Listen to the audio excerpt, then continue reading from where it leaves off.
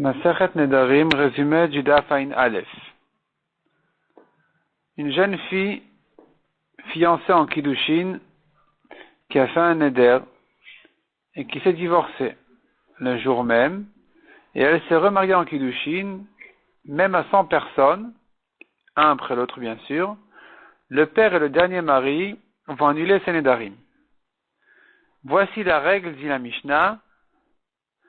Tant que la fille n'est pas sortie à son propre titre, un moment, c'est-à-dire qu'elle n'était pas adulte, elle n'a pas dépassé les 12 ans et demi, ni qu'elle s'est mariée en choupa et qu'elle s'est divorcée ensuite, ou qu'elle a perdu son mari, qui sont les exemples des cas où elle est dorénavant plus chez son père, ni chez son mari, puisqu'elle n'a reçu que des kiddushin et qu'elle s'est divorcée, à chaque fois elle revient chez son père tant qu'elle n'a pas les 12 ans et demi, donc si ensuite elle se remarie en kiddushin, c'est son père et le dernier mari qui vont lui annuler ses nedarim. La Gemara explique, au nom de Shmuel, que notre Mishnah parle du cas quand on donne le droit au dernier mari d'annuler les nedarim qui ont été faits chez le premier mari. Il s'agit même du cas où le premier mari les a connus.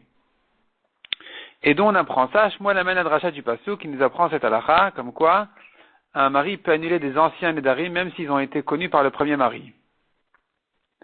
La Gemara ramène une braïta qui va comme Shmuel. La braïta dit la braïta parle de deux cas différents. Premier cas, c'est le père qui a entendu et qui a annulé le neder, mais le mari ne l'a pas entendu. Et il est mort et elle s'est remariée le jour même 100 fois. Le père et le dernier mari vont lui annuler ses nedarim.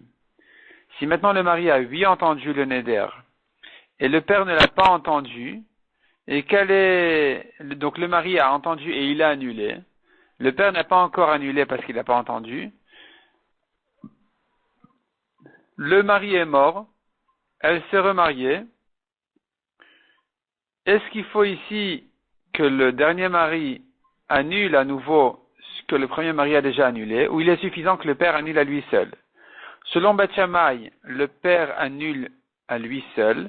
Selon Beth Hillel, il nous faut que le père avec le dernier mari lui annule son neder.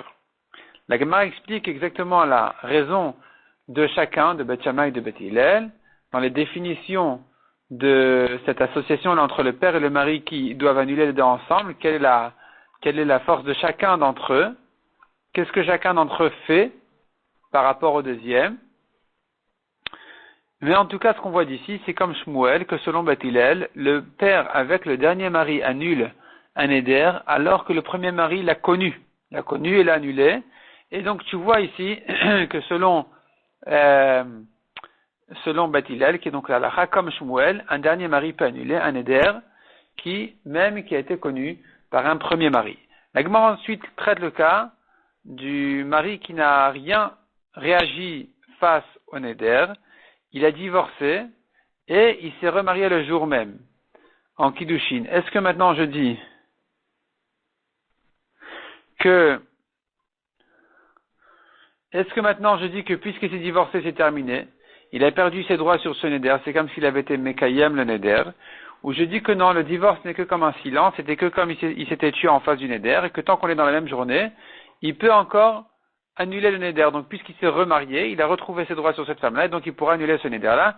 Cette question-là sera traitée dans l'af suivant, Bezrat Hashem.